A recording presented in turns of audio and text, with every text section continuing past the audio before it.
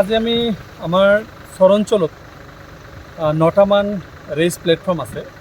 ভেৰামাৰা, জেনেৰালগা, শিশুমাৰা, নিপৰলগা, কালিৰালগা, বিভিন্ন ঠাইত আমাৰ যিখিনি ৰেচ প্লেটফৰ্ম আছে, সেই সকলো ৰেচ প্লেটফৰ্ম আমি যোৱা সম্ভৱ নহ'ল, যিহেতু আমাৰ বেলেগ প্ৰগ্ৰাম আছে।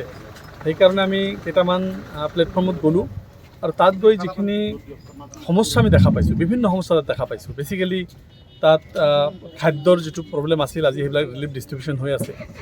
যিখিনি গৰু খাদ্য বা পশু খাদ্য আছিল, সেইখিনি আজি আবেলিৰ পৰা ডিষ্ট্ৰিবিউশ্যন হ'ব।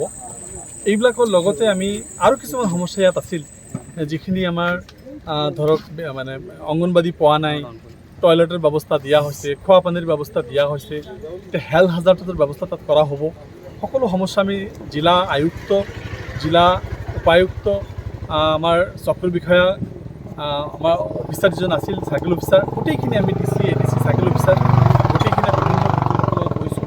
ইমিডিয়েট তাত ভেটেনাৰী টিম কেনেকৈ পঠোৱা যায়, অংগনবাদী টিম কেনেকৈ পঠোৱা যায়, তেখেতসকল যি সমস্যা, সেই সমস্যাবিলাক কেনেকৈ সমাধান কৰা যায়, তাৰ কাৰণে আমি চেষ্টা কৰি আছোঁ।